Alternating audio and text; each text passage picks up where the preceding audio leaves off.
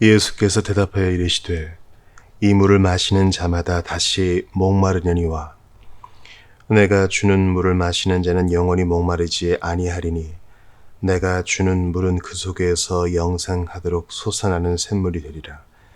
요한복음 4장 13, 14절.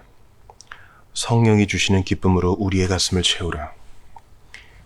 우리가 살펴보았듯이 하나님의 백성은 가슴에 충만한 만족, 즉 감성의 완전한 만족을 누려야 합니다. 이런 가르침은 성경 어디에나 있으며 교회 역사가 이 가르침의 진리라고 예증합니다. 우리는 우리에게 이런 감성적 만족이 전혀 없다면 그리스도인으로서 우리의 전체적인 위치에 심각한 문제가 있다는 자명한 이치 역시 확인했습니다. 따라서 우리는 주님이 우리의 감성과 감정에 어떤 식으로 이런 만족을 주시는지 살펴보는 중입니다. 주님은 말씀하십니다. 내가 주는 물을 마셔라. 그러면 다시는 목마르지 않으리라. 네 가슴이 절대로 공허하지 않으며 근본적인 목마름을 절대로 느끼지 않으리라. 그런데 주님은 어떻게 이렇게 하십니까? 다행스럽게도 주님은 요한복음에서 이 질문에 매우 구체적으로 대답하십니다. 요한복음은 이 문제에 관한 가장 자세한 가르침입니다. 이것은 우리가 지금 살펴보는 요한복음 4장에도 나오고 7장에서도 훨씬 더 분명하게 나옵니다. 명절 큰 날 곧 큰 날에 예수께서 서서 외쳐 가라사대 누구든지 목마르거든 내게로 와서 마시라. 나를 믿는 자는 성경에 이른과 같이 그 배에서 생수의 강이 흘러나오리라 하시니. 그리고 사도 요한은 이렇게 덧붙입니다. 이는 그를 믿는 자들이 받을 성령을 가리켜 말씀하신 것이라. 예수께서 아직 영광을 받지 아니하셨으므로 성령이 아직 그들에게 계시지 아니하시더라. 요한복음 7장 37에서 39절. 주님이 성령을 보내셨다. 요한복음 14에서 16장도 이 주제를 폭넓게 다룹니다. 주님은 자신이 제자들을 떠날 것이라는 말씀을 시작하셨고 제자들은 완전히 침울해졌습니다. 그러자 주님이 제자들에게 너희는 마음에 근심하지 말라. 하나님을 믿으니 또 나를 믿으라 라고 말씀하십니다. 주님은 이어서 제자들을 위로하십니다. 이것이 진정한 위로입니다. 내가 아버지께 구하겠으니 그가 또 다른 보혜사를 너희에게 주사 영원토록 너희와 함께 있게 하시리니 저는 진리의 영이라. 세상은 능히 저를 받지 못하나니 이는 저를 보지도 못하고 알지도 못함이라. 그러나 너희는 저를 아나니 저는 너희와 함께 거하시며 또 너희 속에 계시겠습니다. 내가 너희를 고아와 같이 버려두지 아니하고 너희에게 오리라. 요한복음 14장 16에서 18절. 여기서 주님은 자신이 성령을 통해 제자들에게 다시 오겠다고 말씀하십니다. 실제로 주님은 이렇게까지 말씀하십니다. 내가 떠나가는 것이 너희에게 유익이라. 내가 떠나가지 아니하면 보혜사가 너희에게로 오시지 아니할 것이요 가면 내가 그를 너희에게로 보내리니. 요한복음 16장 7절.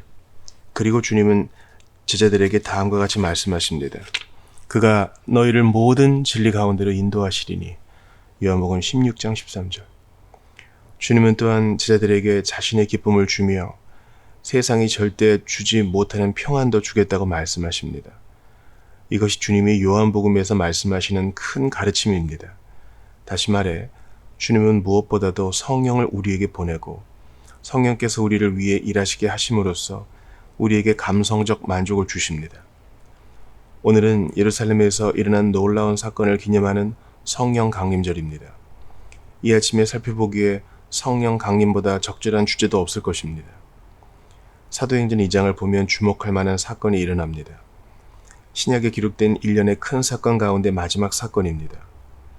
성령께서 갓 태어난 교회에 임하셨고 그 결과 놀라운 일들이 일어났습니다.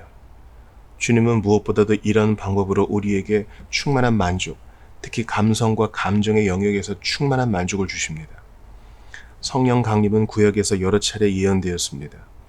바로 이런 이유로 베드로는 오순절 설교 때 구약을 즉시 인용하며 지금 일어나는 일을 사람들에게 설명합니다. 사람들은 이 사도들에게 무언가 이상하고 특별한 일이 일어났음을 알아차립니다.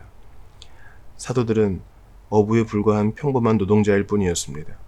그러나 자신들의 눈앞에 있는 바로 이들에게 깜짝 놀랄 일이 일어났습니다. 모두 모여 어찌된 일이냐고 묻습니다. 베드로가 대답합니다. 베드로는 이는 곧 선지자 요엘로 말씀하신 것이니 라고 말하며 요엘의 예언을 인용합니다. 성령 강림에 대한 이와 비슷한 예언이 에스겔서 36장에 나옵니다. 여기서 에스겔 선지자는 이렇게 말합니다. 또 새 영을 너희 속에 두고 새 마음을 너희에게 주되 너희 육신에서 굳은 마음을 제하고 부드러운 마음을 줄 것이며 에스겔 36장 26절. 이는 매우 분명하고 구체적인 예언입니다.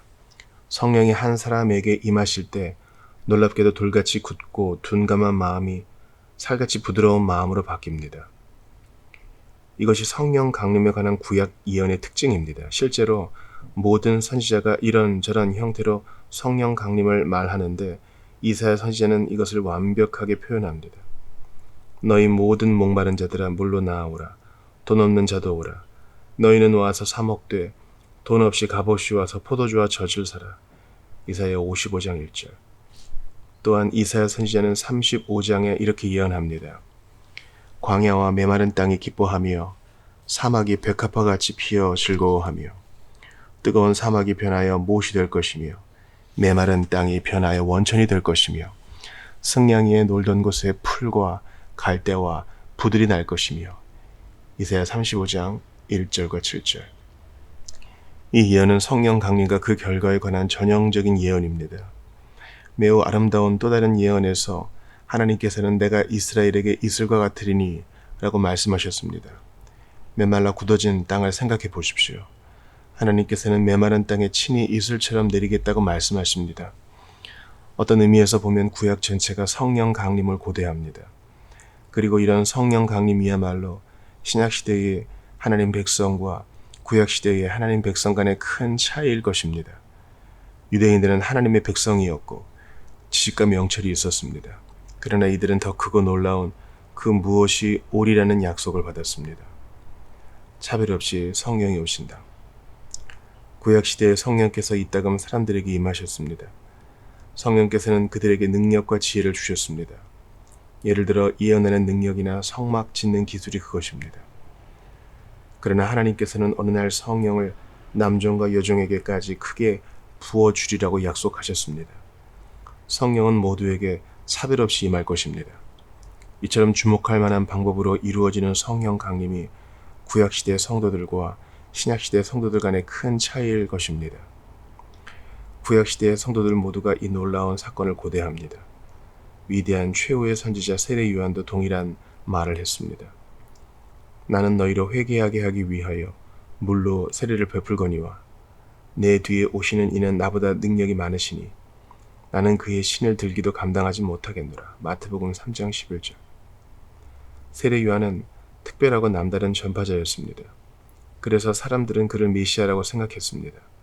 그러나 그는 자신이 아니라 자기 뒤에 오시리가 메시아라고 말했습니다. 세례 요한은 메시아의 도래와 메시아 시대의 큰 특징을 말하면서 그는 성령과 불로 너희에게 세례를 베푸실 것이요 라고 했습니다. 오순절의 약속대로 성령께서 한 곳에 모인 사도들과 초대교회 구성원들 120명에게 임하셨습니다. 이들에게 무슨 일이 일어났습니까? 이에 관한 명확한 기록이 남아 있습니다. 그때까지 보지 못한 놀라운 일과 분명한 변화가 일어났습니다. 이 일 때문에 예루살렘이 큰 흥분에 휩싸였습니다.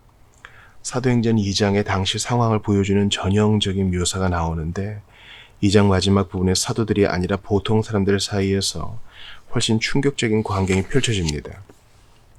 그 말을 받은 사람들은 세례를 받음에 이날의 신도의 수가 3,000이나 더하더라.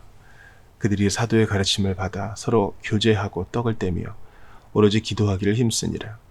날마다 마음을 같이하여 성전에 모이기를 힘쓰고 집에서 떡을 떼며 기쁨과 순전한 마음으로 음식을 먹고 하나님을 찬미하며 또 온 백성에게 칭송을 받으니 주께서 구원받는 사람을 날마다 더하게 하시니라. 사도행전 2장 41, 42, 46, 47절. 이것이 신약 시대의 그리스도인에 관한 전형적인 모습입니다. 우리는 모두 이런 모습이어야 합니다. 주님은 내가 주는 물을 마시는 자는 영원히 목마르지 아니하리니 내가 주는 물은 그 속에서 영생하도록 솟아나는 샘물이 되리라 라고 말씀하십니다. 이것이 오순절의 메시지입니다. 바로 이런 방법으로 주님은 자신이 세상에 와서 주시는 생명을 받은 자의 마음에 충만한 만족을 주십니다. 우리는 성령을 받았는가? 그러므로 우리는 오순절 성령 강림을 자세히 살펴봐야 합니다. 여기에 우리의 기독교를 재는 잣대가 있습니다.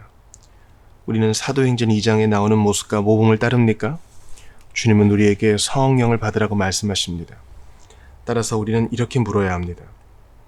우리는 성령을 받았는가? 우리는 충만한 만족을 아는가? 우리 자신을 점검하는데 사도들이 이 주제를 어떻게 다뤘는지 살펴보면 도움이 됩니다. 사도 바울을 보십시오. 그는 로마의 그리스도인에게 편지하면서 성령 강림을 매우 재미있게 표현합니다. 무릇 하나님의 영으로 인도함을 받는 사람은 곧 하나님의 아들이라. 너희는 다시 무서워하는 종의 영을 받지 아니하고 양자의 영을 받았으므로 우리가 아빠 아버지라고 부르짖느니라. 성령이 친히 우리의 영과 더불어 우리가 하나님의 자녀인 것을 증언하시나니 자녀이면 또한 상속자 곧 하나님의 상속자요 그리스도와 함께한 상속자니 우리가 그와 함께 영광을 받기 위하여 고난도 함께 받아야 할 것이니라. 곧바로 강력한 말씀이 이어집니다. 생각하건대 현재의 고난은 장차 우리에게 나타날 영광과 비교할 수 없도다. 로마서 8장 14에서 18절. 이것이 성령입니다. 그러나 제가 강조하는 것은 사도 바울이 그리스도인의 상태를 긍정 어법뿐만 아니라 부정 어법으로 어떻게 정의하는가입니다. 바울은 너희는 다시 무서워하는 종의 영을 받지 아니하고 여러분이 받은 것은 종의 영이 아닙니다. 양자의 영을 받았으므로 아빠 아버지라 부르짖느니라 라고 말합니다. 사도 바울은 디모데에게 쓴 편지에서도 동일한 핵심을 찌릅니다. 당시 젊은 디모데는 기질적으로나 본성적으로 분명히 의기소침해 있었습니다. 디모데는 일이 잘못될 때마다 소망을 잃었습니다. 그는 사도 바울이 곧 로마 황제의 손에 죽을 것이라는 소문을 들었습니다. 그래서 두려움에 떨며 이제 어떻게 한단 말인가? 교회들은 어떻게 되는 것인가? 라고 걱정합니다. 바울은 이런 디모데를 꾸짖습니다. 바울은 이를 다음과 같이 표현합니다. 그러므로 내가 나의 안수함으로 내 속에 있는 하나님의 은사를 다시 부릴 듯 하게 하기 위하여 너로 생각하게 하노니 그 다음에 귀를 기울이십시오. 하나님이 우리에게 주신 것은 두려워하는 마음이 아니요 오직 능력과 사랑과 근신하는 마음이니 디모데후서 1장 6, 7절. 여기서도 부정어법이 매우 중요합니다. 사도 바울은 로마의 그리스도인들과 디모데 모두에게 이렇게 말합니다. 지금 여러분의 모습은 여러분의 신앙 고백에 어울리지 않습니다. 여러분은 복음을 믿는다고 하면서도 두려워하는 영에 사로잡힌 비참한 모습입니다. 이것은 옳지 않습니다. 주님은 내가 주는 물을 마시는 자는 영원히 목마르지 아니하리라 라고 말씀하셨는데 여러분은 목말라 하니 무엇이 문제입니까? 여러분은 자신이 어떤 영을 받았는지 깨닫지 못하고 있습니다. 여러분은 의기소침하고 낙담하며 맥빠진 모습을 보여서는 안 됩니다. 무슨 뜻입니까? 바울은 성령께서 우리 속에 그리스도인의 성품을 주셨다고 말합니다. 우리는 모두 이 점에 관심을 두어야 합니다. 주님은 우리에게 이 특별한 성품을 주시려고 성령을 보내셨습니다. 우리는 이것을 특히 우리가 감성과 감정의 영역에서 받는 만족이라는 측면에서 살펴보는 중입니다. 진정한 그리스도인이란 그렇다면 우리가 과연 이 모범을 따르는지 알아보기 위해 그리스도인에 관해 살펴봅시다. 우리는 어떤 그리스도인입니까? 기독교는 우리에게 무엇입니까? 오순절 사건에 비추어 볼 때 그리스도의 교회를 구성하는 우리는 어떠해야 합니까? 첫째, 우리는 단순히 종교인에 그쳐서는 안 됩니다. 종교인과 진정한 그리스도인은 전혀 다릅니다. 우리 그리스도인은 종교인입니다. 그러나 단지 종교인만은 아닙니다. 다시 말해 우리의 종교는 단순히 의무의 문제가 아닙니다. 구약시대의 성도들은 종교인이었습니다. 이들은 율법 아래에 있었고 율법의 준수는 의무였습니다. 이들은 율법주의적인 방식으로 예배에 참석하고 제물을 바쳤습니다. 율법이 그렇게 하라고 명하기 때문에 그렇게 했습니다. 둘째, 우리는 단지 선하고 도덕적인 사람에 그쳐서는 안 됩니다. 물론 우리는 도덕적이어야 합니다. 그러나 구약시대 사람들도 도덕적이었습니다. 도덕이 주님이 주시는 물을 마신 그리스도인, 곧 성령 충만을 받은 그리스도인의 지배적인 특징은 아닙니다. 셋째, 그리스도인은 단지 구원받기를 바라는 사람에 그쳐서는 안 됩니다. 이것은 기독교가 아닙니다. 그리스도인은 천국에 아마도 들어가리라 라고 바라며 단지 자기 죄가 용서받았다는 것을 죽기 전에 알고 싶어하는 사람이 아닙니다. 이런 사람은 그리스도인이 아닙니다. 이런 사람은 구약 시대 사람입니다. 그리스도인은 늘 애쓰며 노력하는 사람이 아닙니다. 그리스도인은 수많은 어려움과 환난 속에서도 두려워하지 않습니다. 그리스도인은 자신의 종교 때문에 자신의 삶에 전혀 없던 문제들이 생겼다는 인상을 주는 사람이 아닙니다. 그러나 이런 인상을 주는 사람들이 많습니다. 그렇지 않습니까? 이들에게는 세상에서 남들과 똑같이 행동하며 살았으나 이제 그리스도인이기 때문에 예전처럼 행동하지 못하고 모든 일에 앞서 생각해야 한다는 것이 짐입니다. 이들은 예전처럼 살고 싶지만 그래서는 안 된다고 느낍니다. 그러므로 이들은 두려워합니다. 이들은 종의 영에 사로잡혀 주저하고 의심하며 무엇을 해야 할지 제대로 알지 못합니다. 사랑하는 여러분, 이것은 기독교가 아닙니다. 그런데도 이것이 기독교라고 생각하는 사람이 많습니다. 제가 믿기로 교회가 지금과 같은 이유가 여기 있으며 이 나라 많은 국민이 교회 밖에 있는 이유도 여기 있습니다. 우리는 기독교란 우리가 수행해야 하는 과제, 우리가 져야 하는 짐이라는 인상을 주었습니다. 우리 중에 많은 사람이 이런 의식 가운데 자랐으며 변화를 고려할 만큼 이 문제를 깊이 생각해 보지 않았습니다. 우리 가운데 또 어떤 사람들은 두려워 그 무엇도 하기를 싫어하며 현 상태를 유지하려 듭니다. 우리에게는 아직 절대적으로 확실한 것이 없습니다. 그래서 우리는 계속 소망합니다. 불쌍한 그리스도인이 되지 말라. 그러나 우리 그리스도인의 삶은 여전히 의무의 문제로 남아 있습니다. 우리의 삶은 문제와 어려움과 혼란으로 가득해 보입니다. 우리는 언젠가 모든 것이 해결되길 바라며 큰 짐을 지고 다니는 그리스도인의 모습을 참 자주 봅니다. 영국의 시인 존 밀턴의 표현을 빌리면 그리스도인은 기쁨을 경멸하고 고된 나날을 사는 경우가 많습니다. 이들은 불쌍한 그리스도인입니다. 세상은 이런 그리스도인의 모습에 반발합니다. 세상은 행복하길 원하고 충만한 삶을 원하며 자유와 기쁨을 원합니다. 세상은 말합니다. 초라한 예배당에 앉아 우울한 찬송을 부르며 무언가를 하길 두려워하는 당신들을 상상해보라. 당신들은 편협한 소인배로 경멸받아야 마땅하다. 사랑하는 여러분, 이런 그리스도인은 신약이 제시하는 그리스도인, 주님이 우리에게 약속하신 그리스도인의 모습을 흉내낸 어설픈 모조품일 뿐입니다. 하나님이 우리에게 주신 것은 두려워하는 마음이 아니요 디모데후서 1장 7절 너희는 다시 무서워하는 종의 영을 받지 아니하고 로마서 8장 15절 우리는 의무감에서 하나님을 예배합니까? 우리는 주일 예배 자리에 나올 때마다 자기 만족을 느낍니까? 이것이 우리가 생각하는 기독교입니까? 우리의 의무를 다했으니 이제 나가서 제멋대로 살아도 됩니까? 교회에 나오는 것이 비위가 상합니까? 그렇다면 우리는 종의 영, 두려움의 영에 사로잡혔으며 구약시대를 사는 것입니다. 이것은 기독교가 아닙니다. 기쁨과 행복이 흘러넘치는 그리스도인. 그렇다면 진정한 그리스도인은 어떤 모습이어야 합니까? 성경은 이를 분명하고 확실하게 제시합니다. 다시 사도행전 2장을 봅시다. 주님의 제자들을 비롯한 그리스도인들에게 온 예루살렘이 주목할 만한 굉장한 사건이 일어났습니다. 그것이 무엇입니까? 사람들은 주님의 제자들이 세술이 취하였다라며 조롱하는 투로 말합니다. 제가 아는 사실은 이것뿐입니다. 그러나 이들이 이렇게 말하는 데는 상당한 이유가 있었습니다. 즉, 이 말이 옳음을 입증하는 무언가가 그리스도인들에게 있었습니다. 실제로 사도 바울은 이 말이 옳다고 인정합니다. 그는 에베소의 그리스도인들에게 쓴 편지에서 이것을 다음과 같이 표현합니다. 술 취하지 말라. 이는 방탕한 것이니 오직 성령의 충만을 받으라. 시와 찬미와 신령한 노래들로 서로 화답하며 너희의 마음으로 주께 노래하며 찬송하며. 에베소 5장 18, 19절. 사도 바울은 여기서 하나의 비교를 사용합니다. 오순절에 예루살렘에 모인 사람들이 사도들을 보면서 떠올렸던 비교와 매우 비슷합니다. 오순절에 그리스도인들이 갑자기 성령 충만을 받았고 그 결과 크게 변화된 것이 분명합니다. 그리스도인들이 여러 언어로 말하기 시작했습니다. 이것만으로도 놀라운 일인데 그들은 거기에 그치지 않고 배운 적도 없는 언어들로 말했습니다. 이들의 모든 부분, 전체적인 태도가 놀랍고도 도전적이었습니다. 도대체 어떻게 된 일입니까? 이들은 해방된 것이 분명했습니다. 새 포도주가 이들을 해방합니다. 새 포도주는 결박과 결속을 끊으며 자유하게 합니다. 이것은 성령께서 하시는 일이 분명합니다. 두려움의 영은 이렇게 하지 못합니다. 그렇습니다. 성령께서 우리에게 해방과 자유를 주십니다. 그러나 이것이 전부가 아니었습니다. 단지 노임과 자유만 있는 게 아니라 행복도 있었습니다. 이들의 입가에 미소가 돌았고 얼굴이 빛났다는 데는 의심의 여지가 없습니다.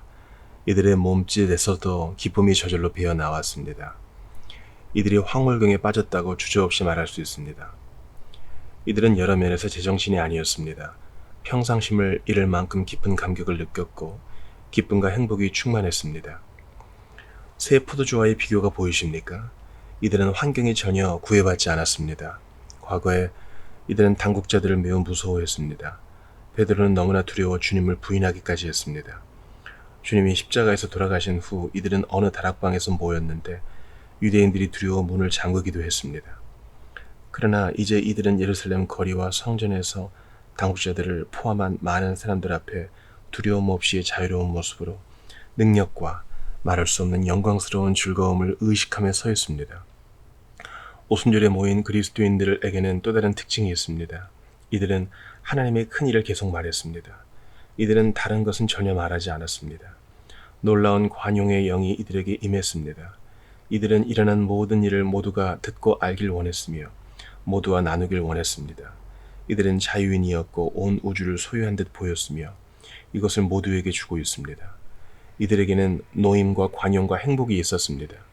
실제로 주님은 이들에게 무슨 일이 일어날지 예언하셨습니다. 주님은 이들의 마음 깊은 곳에서 생수의 강이 흘러나오리라 라고 말씀하셨습니다. 오순절에 주님이 예언하신 바로 그 일이 이들에게 일어났습니다. 이들에게서 황홀한 기쁨과 노임과 새로움과 갈망이 흘러넘치고 있었습니다. 그래서 모두 이들의 큰 축복에 참여해야 했고 하나님의 큰 일을 함께 나누어야 했습니다. 이것이 기독교입니다. 우리는 바로 이런 그리스도인이 되어야 합니다. 우리는 목덜미를 잡힌 채 억지로 예배의 자리로 끌려 나와서는 절대로 안 됩니다. 그러면 어떻게 해야 합니까? 그 말을 받은 사람들은 세례를 받으면 이날에 신도의 수가 3,000이나 더하더라. 저희가 사도의 가르침을 받아 서로 교제하며 떡을 떼며 기도하기를 전혀 힘쓰니라. 날마다 마음을 같이하여 성전에 모이기를 힘쓰고 집에서 떡을 떼며 기쁨과 순전한 마음으로 음식을 먹고 하나님을 찬미하며. 사도행전 2장 41, 42, 46, 47절. 신약시대의 성도들은 이처럼 살았습니다. 이들에게는 이것이 전부였습니다. 이것이 성령의 특별한 일이며 신약시대의 성도와 구약시대 성도의 큰 차이입니다. 기쁨과 행복이 충만해 하나님을 찬양하는 사람들이 있습니다. 이제 이들에게 종교는 부과된 의무가 아니라 삶의 기쁨이며 자기 온 존재의 중심이고 삶의 목적입니다. 절대 성령을 소멸해서는 안 된다. 성령께서는 어떻게 이런 일을 하십니까? 참으로 엄청난 주제이기에 여기서는 한 부분만을 그것도 아주 짧게 다루겠습니다. 오늘은 오순절에 일어난 사건을 기념하는 성령 강림 주일입니다. 그러므로 오늘은 이 주제를 꼭 다뤄야 합니다. 성령께서는 지금 우리가 말하는 그리스도인의 성품을 어떻게 나으십니까? 저는 이 질문의 답을 둘로 나눕니다. 첫째는 직접적인 방법이며 둘째는 간접적인 방법입니다. 오늘 아침에는 직접적인 방법을 살펴보고 있습니다. 왜냐하면 이것이 오순절에 일어난 일이 분명하기 때문입니다. 성령께서는 우리를 간접적으로 다루실 뿐 아니라 직접적으로도 다루십니다. 우리 모두가 이 사실을 깨닫는 것이 매우 중요합니다. 간접적으로라는 말은 성령께서 성경의 가르침을 통해 우리를 계속 다루신다는 뜻입니다. 이것은 통상적이며 일반적인 방법입니다. 그러나 절대로 성령의 역사를 간접적인 방법에 한정해서는 안 됩니다. 하나님의 성령께서는 감성과 의지에 직접 일하시며 지성에도 직접 일하시면서 그것을 조명하고 여십니다. 제가 이 부분에 관심을 갖고 강조하는 데는 이유가 있습니다. 오늘의 교회에는 지나침과 황홀경을 너무 두려워한 나머지 반대쪽 극단으로 치달아 성령을 소멸하는 사람이 많기 때문입니다. 이것도 이 시대의 교회, 복음주의자들을 포함한 모든 분파가 직면한 큰 문제입니다. 우리는 지나치게 조심스러워하는 성향으로 모든 것이 질서정연하며 완벽하고 조직적으로 돌아가게 합니다. 처음부터 끝까지 모든 것이 우리의 통제 아래 있습니다. 그러나 이것은 사도행전 2장에 적용되지 않습니다. 거듭 말씀드리지만 우리는 특정한 사람들이 보여준 지나침이 너무 두려운 나머지 의심할 여지 없이 성령을 소멸하고 거스르는 죄를 지었습니다. 우리만 그런 것이 아닙니다. 사도들도 당시의 사람들에게 동일하게 말합니다. 서신서에서 사도들은 일시적으로 이런 행복과 평안을 잃은 듯한 사람들에게 그들이 오류에 빠졌고 받은 바를 잊어버렸으며 하나님의 은사에 다시 불을 붙이게 하고 자신들이 어떻게 행해야 하는지 깨달아야 한다는 것을 상기시켰습니다. 사도 바울은 데살로니가의 그리스도인들에게 쓴 편지에서 이렇게 말합니다. 항상 기뻐하라, 쉬지 말고 기도하라. 성령을 소멸하지 말며 예언을 멸시하지 말고 범사에 헤아려 좋은 것을 취하고. 데살로니가전서 5장 16, 17, 19에서 21절. 이들은 여전히 균형을 유지합니다. 그러나 바울은 말합니다. 지나침이 두려워 성령을 소멸하는 일이 없도록 하십시오. 물론 범사에 헤아려 좋은 것을 취해야 합니다. 그러나 그것이 지나친 나머지 성령을 속박하는 일은 절대 없어야 합니다. 여러분의 모임을 지나치게 통제한 나머지 성령께 기회를 전해드리지 않는 일은 절대 없어야 합니다. 여러분의 전파와 가르침과 설교 준비가 지나치게 기계적이고 완벽한 나머지 성령께서 여러분에게 전혀 임하지 못하시고 갑자기 여러분을 일으켜 세워 전혀 생각지 못한 방법으로 여러분을 사용하지 못하시는 일은 절대 없어야 합니다. 성령께서 자유롭게 일하실 자리를 남겨두십시오. 부흥을 위한 자리를 남겨두십시오. 특별한 일을 위한 자리를 남겨두십시오. 성령께서 직접 역사하실 자리를 남겨두십시오. 성령은 우리에게 호련히 찾아오신다. 이것이 신약의 분명한 가르침이며 우리 시대에 절실히 필요한 가르침입니다. 사도행전 2장의 내용은 분명합니다. 그렇지 않습니까? 제자들이 다락방에 모여 있었습니다. 그때 호련히 하늘로부터 급하고 강한 바람 같은 소리가 있었습니다. 이들이 새로운 일을 했던 것이 아닙니다. 이들은 열흘간 동일한 모습으로 기도했고 늘 하던 일을 하고 있었습니다. 그런데 호련히 성령께서 이들에게 임하셨습니다. 사도행전 4장의 경우도 마찬가지입니다. 교회의 성도들은 계속 기도하는 중이었습니다. 이들은 무슨 일이 일어날지 전혀 예상하지 못했습니다. 이들은 그저 하나님께 기도하며 자비를 구했습니다. 그런데 무슨 일이 일어났습니까? 빌기를 다하며 모인 곳이 진동하더니 무리가 다 성령이 충만하여 담대히 하나님의 말씀을 전하니라. 무리가 큰 은혜를 받아. 사도행전 4장 31, 33절. 그렇습니다. 이들이 한 것이 아닙니다. 성령께서 우리에게 오시며 우리에게 임하시는 것입니다. 이런 일은 개개인에게 일어날 수 있으며 또 일어나야 합니다. 바울은 로마서 5장에서 이것을 이렇게 표현합니다. 단지 이뿐 아니라 우리가 환난 중에도 즐거워하나니 이는 환난은 인내를, 인내는 연단을, 연단은 소망을 이루는 줄 알미로다. 소망이 우리를 부끄럽게 하지 아니함은 왜 소망이 부끄럽게 하지 않습니까? 우리에게 주신 성령으로 말미암아 하나님의 사랑이 우리 마음에 부음받음이니. 로마서 5장 3에서 5절. 로마서 8장 15절을 다시 보십시오. 너희는 다시 무서워하는 종의 영을 받지 아니하였고 양자의 영을 받았으므로 아빠 아버지라고 부르짖느니라. 마지막으로 갈라디아서 4장 6절을 보십시오. 너희가 아들이므로 하나님이 그 아들의 영을 우리 마음 가운데 보내사 아빠 아버지라 부르게 하셨느니라. 이 구절들은 모두 동일한 것을 말합니다. 이 구절들을 자세히 분석해 보면 각 구절은 하나님께서 우리 마음에 성령을 부어주시되 풍성하고 충만하게 부어주신다고 말합니다. 무엇을 말입니까? 하나님의 사랑입니다. 우리를 향한 하나님의 사랑입니다. 이것이 우리에게 일어나는 일입니다. 이것은 우리의 연구나 준비, 세밀한 기대의 결과가 아닙니다. 우리는 연구하고 준비하며 기대합니다. 그러나 일어날 일을 우리가 결정하지는 않습니다. 호련히 곧 예상치 못하게 하나님께서 우리를 찾아오십니다. 하나님께서 자신의 영을, 자신의 사랑을 우리 마음에 넓게 부으십니다. 이것이 우리 마음을 움직이고 녹이며 우리를 향한 하나님의 사랑이 참으로 놀랍다는 사실을 깨달아 그분의 사랑에 마음으로 반응하게 합니다. 우리의 돌같이 굳은 마음을 없애고 살처럼 부드러운 마음을 주십니다. 성령을 마음으로 받으라. 사랑하는 여러분, 이것이 그리스도인이 세상에서 체험하는 절정의 체험입니다. 우리 모두가 이런 성령 체험을 할 수 있습니다. 이것을 전혀 모른다면 우리는 주님이 사마리아 여인에게 주시겠다고 하신 고양되고 자신을 초월한 마음, 말할 수 없는 영광스러운 즐거움과 주님 안에서 맛보는 기쁨과 황홀경으로 넘치는 마음, 곧 이해를 초월하는 그 무엇에 한참 못 미치는 것입니다. 이것을 체험한 두 사람이 남긴 말을 소개하겠습니다. 첫 번째 사람은 경건한 목사 헨리 벤입니다. 그는 아내를 잃은 후 친구에게 다음과 같은 편지를 썼습니다.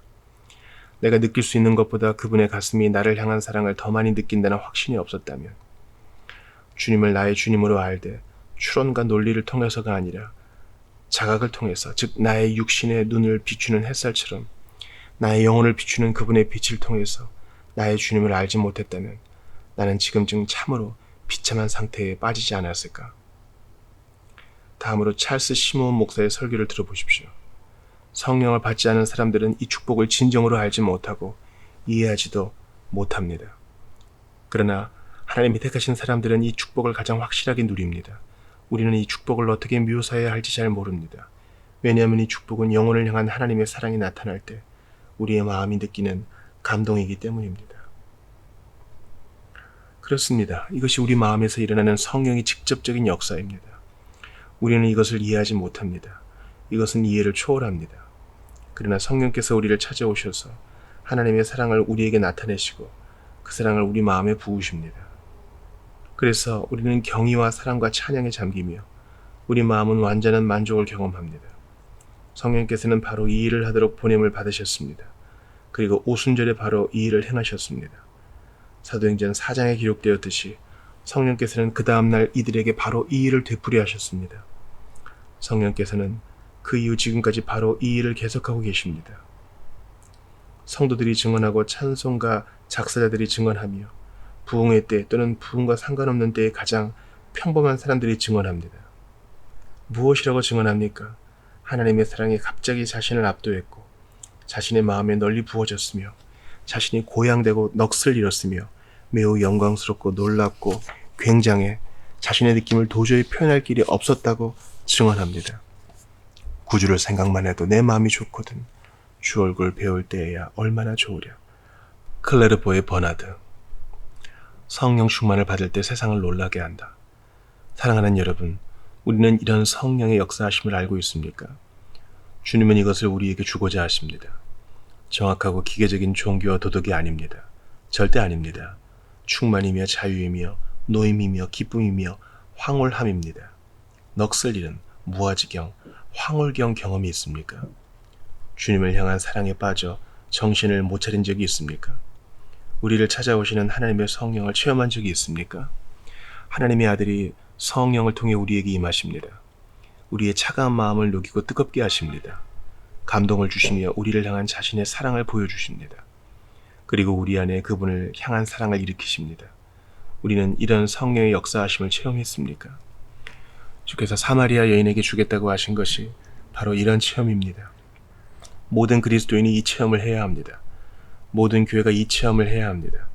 교회가 이것을 체험할 때 세상은 교회를 경멸하길 그치며 비웃길 그치며 가엾게 여기길 그칩니다. 이런 일이 일어날 때 세상은 일어나는 일을 보고 들으며 이게 뭐지? 라고 말하며 몰려듭니다. 그러므로 우리는 이렇게 물어야 합니다. 우리는 이웃이 우리의 기쁨과 행복 때문에 시련과 환난 가운데서도 흔들리지 않는 우리의 모습 때문에 넉넉히 이기는 우리의 모습 때문에 우리의 두려워하는 마음이 아니라 능력과 사랑과 근신하는 마음 때문에 우리를 보고 놀라며 우리를 이해하기 어려워하는 그런 사람입니까? 이것이 주님께서 우리에게 값없이 주시려는 것입니다. 내가 주는 물을 마시는 자는 영원히 목마르지 아니하리니 내가 주는 물은 그 속에서 영생하도록 솟아나는 샘물이 되리라. 요한복음 4장 14절.